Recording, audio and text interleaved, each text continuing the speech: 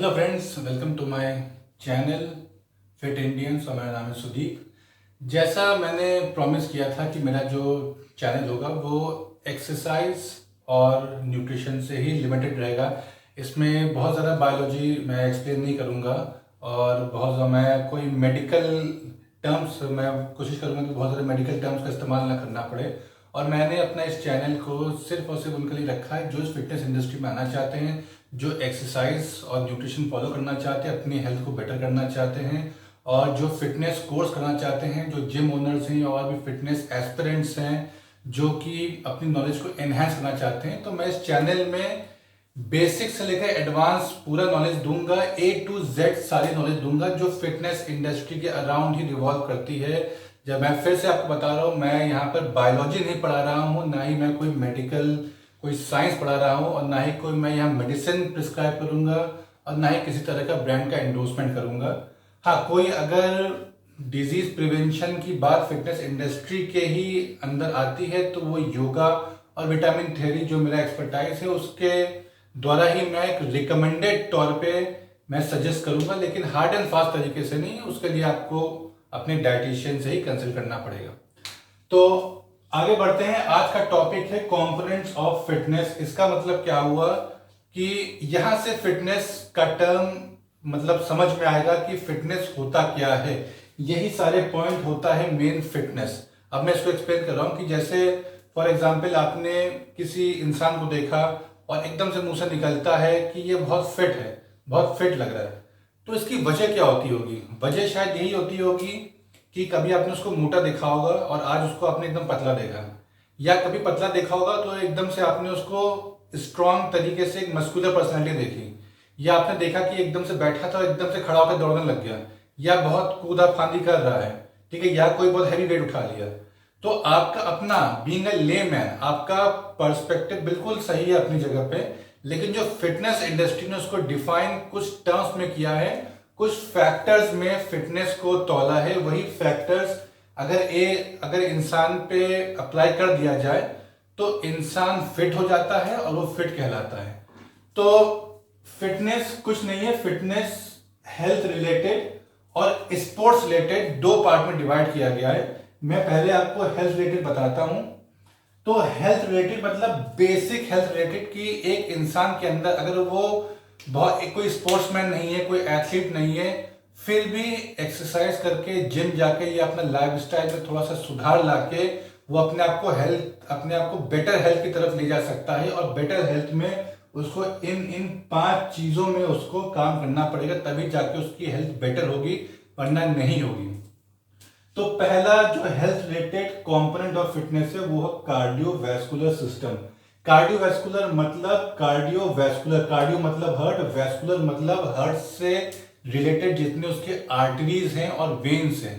Cardiovascular system में lungs का भी एक रोल बहुत बड़ा प्ले होता है। लंग्स जो ऑक्सीजन बाहर से लेता है, कार्बन डाइऑक्साइड छोड़ता है।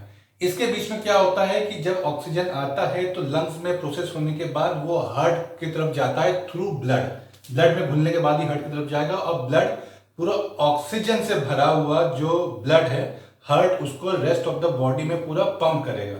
और रेस्ट ऑफ द बॉडी जितने भी सेल्स होते हैं हमारी बॉडी में, हमारी पूरी बॉडी सेल से बनी हुई है, सारे सेल्स कार्बन डाइऑक्साइड बाहर फेंकते हैं और वो लंग्स के थ्रू बाहर एटमॉस्फेयर में चला जाता है। और यही है कार्डियोवैस्कुलर सिस्टम में एक चीज और बहुत इंपॉर्टेंट है समझने की होती है कि जब हमने ऑक्सीजन लिया और हार्ट ने ऑक्सीजन से भरा हुआ ब्लड, जिसे कहते हैं ऑक्सीजनेटेड ब्लड, वो पूरी बॉडी में जब उसने थ्रो किया तो हमारे बॉडी में इतने ट्रिलियंस ऑफ सेल्स हैं जो कि ऑक्सीजन को ले रहे हैं ब्लड के अंदर से। तो क्या कितने सेल्स उसको ले पा रहे हैं और कितने सेल्स उस ऑक्सीजन को यूज कर पा रहे हैं और अपना कार्बन डाइऑक्साइड कितना छोड़ रहे हैं ताकि वो एटमॉस्फेयर में जाए, वही डिफाइन करेगा आपका कार्डियोवैस्कुलर सिस्टम कितना स्ट्रांग है। इसकी डिटेलिंग्स बहुत ज्यादा आगे होगी, आगे आने वाले वीडियोस में होगी, जब मैं इसको प्रैक्टिकल करके बताऊंगा, किसी एक्सरसाइज के थ्रू आपको बताऊंगा। दूसरा आता है मस्कुलर स्ट्रेंथ। अब मस्कुलर में समझ लीजिए कि आपको पूरी तरह से दिख रहा है कि मसल्स का इसमें जिक्र है और मसल्स की ताकत का जिक्र है इसमें। तो जैसे आपने देखिए, कोई भी पॉइंट मैं समझाऊंगा जब ये फिटनेस का चैनल है तो मैं जिम से जरूर जोड़ूंगा हर चीज को। जिम में, क्योंकि जिम में ही एक्सरसाइज होगी, जिम के ही एक्सरसाइज से आप लोग सब फिट हो सकते हैं। तो जिम में आपने देखा होगा, कोई अगर बेंच प्रेस कर रहा है या पुशअप कर रहा है, तो बेंच प्रेस का एग्जांपल लेते हैं कि वो कितना हैवी उठा रहा है। तो हैवी उठाने पे उसने शायद एक रेपिटेशन निकाला, या दो या तीन या चार, बहुत ज्यादा पांच। तो जो उसने कम रेपिटेशन निकाले, इसका मतलब वेट बहुत हैवी है। तो हैवी वेट हमेशा जब उसको मूव करेंगे तो उस मूव में आपका स्ट्रेंथ का जो फैक्टर है उसका इम्तिहान होता है। तो जब हैवी कोई चीज आप डिस्प्लेस कर रहे हैं, हैवी चीज पुश कर रहे हैं या पुल कर रहे हैं, अपनी तरफ खींच रहे हैं, तो मस्कुलर स्ट्रेंथ आपका डिफाइन होगा वहां पर। तीसरा है मस्कुलर एंड्योरेंस, जो मस्कुलर स्ट्रेंथ का एकदम ऑपोजिट है। मस्कुलर स्ट्रेंथ पे आपने बहुत ज्यादा ताकत लगा के कम रेपिटेशंस आपने शो किए, कि बेंच प्रेस किया या पुशअप किए, चार या पांच छह पुशअप किए, उससे ज्यादा नहीं कर पा रहे। फिर धीरे धीरे आप पुशअप में मास्टर हो गए, या बेंच प्रेस में वही वेट आपको हल्का लगने लग गया, तो आपने बहुत सारी रिपीटेशन निकाली है। चलिए बेंच प्रेस हटा देते हैं, पुशअप में आपने बहुत सारे रिपीटेशन निकाल लिए। तो जब एक्सरसाइज में बहुत सारे रिपीटेशन आप निकाल सकते हैं तो उसे कहते हैं एंड्योरेंस। आपने उसी मसल्स का यूज करके एंड्योरेंस शो किया। जैसे आप सीढ़ी चढ़ रहे हैं, तो दो चार सीढ़ी के बाद थक जा रहे हैं, फिर आपने प्रैक्टिस करी, फिर आप सीढ़ी चढ़ते गए चढ़ते गए चढ़ते गए, हजारों सीढ़ियां चढ़ ली, या पहले 1 किलोमीटर दौड़ते थे और 10 किलोमीटर दौड़ लिए, तो वो आपका एंड्योरेंस डिफाइंड हो गया। आप स्ट्रेंथ में हैवी वेट का यूज करते हैं, एंड्योरेंस में बहुत लाइट वेट का यूज करते हैं। ठीक है, स्ट्रेंथ में हमेशा रिपीटेशंस कम रखे जाते हैं, एंड्योरेंस में रिपीटेशन बढ़ा के किए जाते हैं हमेशा। अब आता है फ्लेक्सिबल। आप कार्डियोवास्कुलर भी स्ट्रांग है, आपका मस्कुलर भी स्ट्रेंथ भी अच्छा खासा है, एंड्योरेंस भी अच्छा खासा है। अब आता है फ्लेक्सिबिलिटी।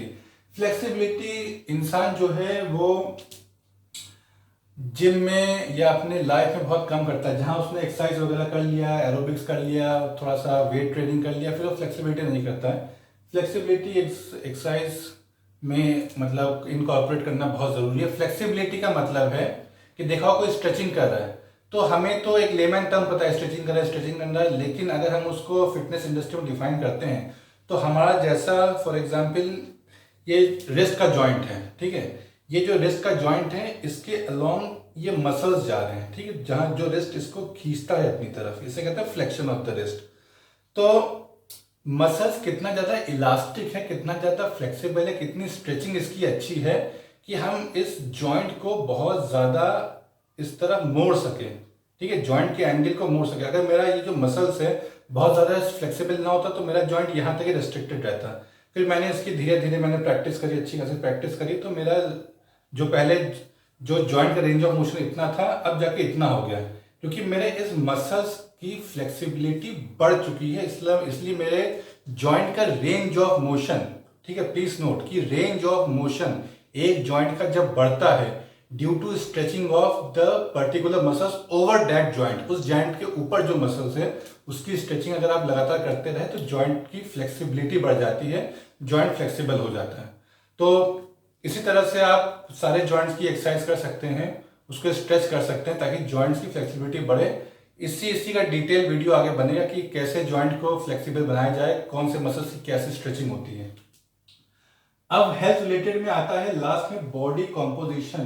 बॉडी मतलब आपका शरीर, और कॉम्पोजिशन मतलब फिटनेस इंडस्ट्री में जो कॉम्पोजिशन है